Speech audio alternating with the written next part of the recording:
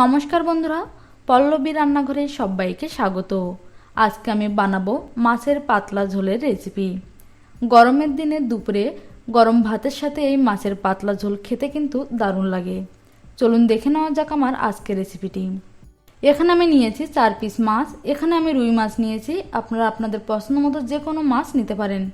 মাছগুলোকে আমি ভালো করে ধুয়ে জল ঝরিয়ে রেখেছি। এবার এর মধ্যে দিয়ে দিচ্ছি সামান্য পরিমাণ লবণ আর দিয়ে দিচ্ছি সামান্য পরিমাণ হলুদের গুঁড়ো। লবণ হলুদ দিয়ে মাছগুলোকে খুব ভালো করে মাখিয়ে নিচ্ছি।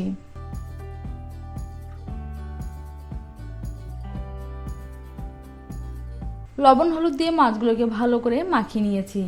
এবারে মাছগুলোকে আমি সাইডে রেখে দিচ্ছি।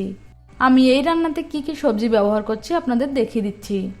এখানে নিয়েছি দুটো মিডিয়াম সাইজের আলুগুলোকে আমি এভাবে লম্বা লম্বা করে কেটে ভালো করে ধুয়ে নিয়েছি। আর নিয়েছি দুটো মিডিয়াম সাইজের ঝিঙে আমি এখানে একটু বড় সাইজের কেটে নিয়েছি। আর ঝিঙের মাছ বরাবর আমি এভাবে দুটো করে চিড়ে দিয়েছি। ঝিঙে একটু বড় রেখেছি কারণ ঝিঙে কিন্তু খুব তাড়াতাড়ি গলে যায়। ঝিঙের পেছন সাইডটা কিন্তু সরু থাকে, এজন্য আমি একটা কাট দিয়ে দিয়েছি। ঝিঙের খোসা ছাড়িয়ে আমি ভালো করে ধুয়ে জল ঝরিয়ে নিয়েছি। এখানে আমি নিয়েছি 5 থেকে 6টা পটলের খোসা আমি একটু রেখে দুভাগ করে কেটে ভালো করে ধুয়ে নিয়েছি। সবজি এখানে আপনারা আপনাদের পছন্দ অনুযায়ী নিতে পারেন, যেমন কলা, পেঁপে এগুলোও কিন্তু নিতে পারেন। এখানে একটা কড়াইতে আমি বেশ কিছুটা পরিমাণ সরষের তেল নিয়েছি। এবারে তেলটাকে খুব ভালো করে গরম করে নিচ্ছি। তেল ভালোভাবে গরম হয়ে গেছে, এর মধ্যে দিয়ে দিচ্ছি লবণ হলুদ মাখিয়ে রাখা মাছের পিসগুলো।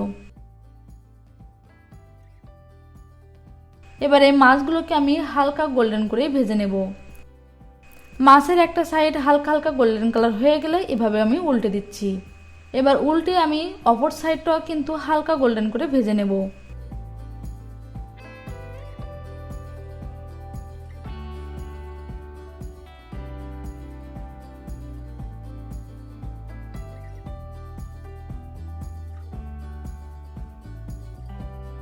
তো এখানে মাছ আমার হালকা হালকা গোল্ডেন কালার হয়ে গেছে। এবার এই মাছগুলোকে আমি একটা প্লেটে তুলে নিচ্ছি।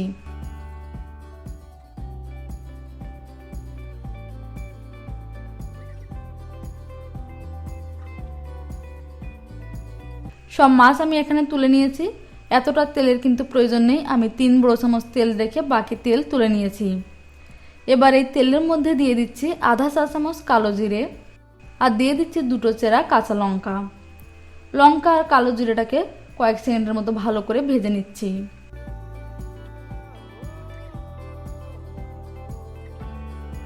এবার এর মধ্যে দিয়ে দিচ্ছি আগে থেকে কেটে রাখা সবজিগুলো দেওয়ার পরে ভালো করে মিশিয়ে নিচ্ছি।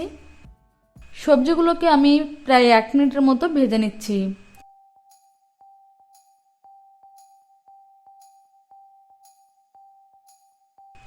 সবজি আমি ভালো করে ভেজে নিয়েছি। এবার এর মধ্যে দিয়ে দিচ্ছি আধা চা চামচ হলুদের গুঁড়ো, স্বাদ অনুযায়ী লবণ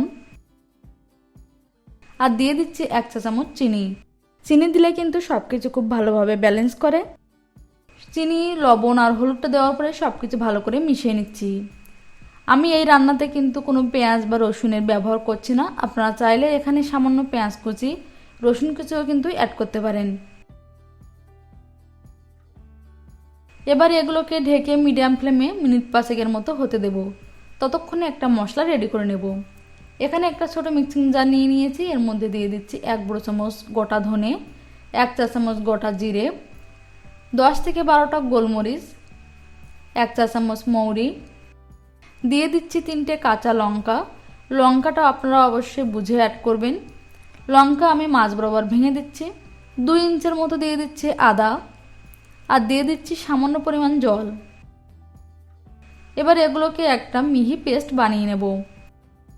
5 মিনিট পরে আমি ঢাকনাটা খুলে দিচ্ছি।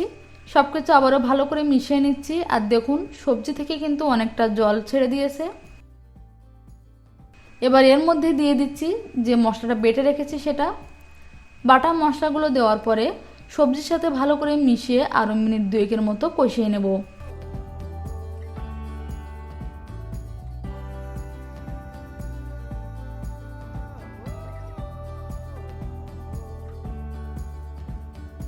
তো তো এখানে মশলাটা কিন্তু অনেকটাই কষানো হয়ে গেছে।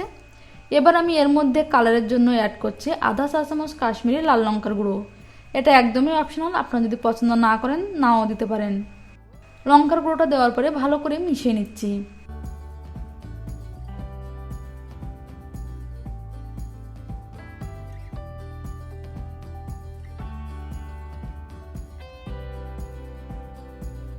তো মশলা এখানে খুব ভালোভাবে কষানো হয়ে গেছে। এবার এর মধ্যে দিয়ে দিচ্ছি 1.5 গ্লাস গরম জল।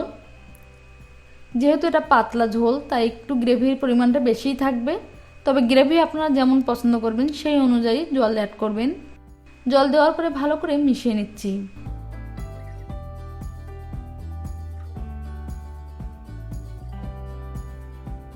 এবার গ্রেভির মধ্যে ফুট আসতে দেব।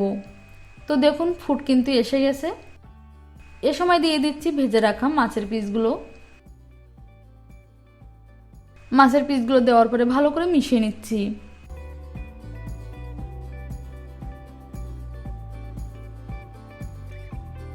এবার এগুলোকে ঢেকে মিডিয়াম ফ্লেমে 7 থেকে 8 মিনিট হতে দেব, যতক্ষণ না আলু ভালোভাবে সেদ্ধ হয়ে যাচ্ছে। প্রায় 7-8 মিনিট পরে ঢাকনাটা খুলে দিচ্ছি। আর দেখুন এখানে গ্রেভি কিন্তু অনেকটাই কমে এসেছে, আর এখানে আলুও খুব ভালোভাবে সেদ্ধ হয়ে গেছে। এবার এর মধ্যে দিয়ে দিচ্ছি আধা চা চামচ গরম মশলার গুঁড়ো। গরম মশলাটা দেওয়ার পরে ভালো করে আবারও মিশিয়ে নিচ্ছি।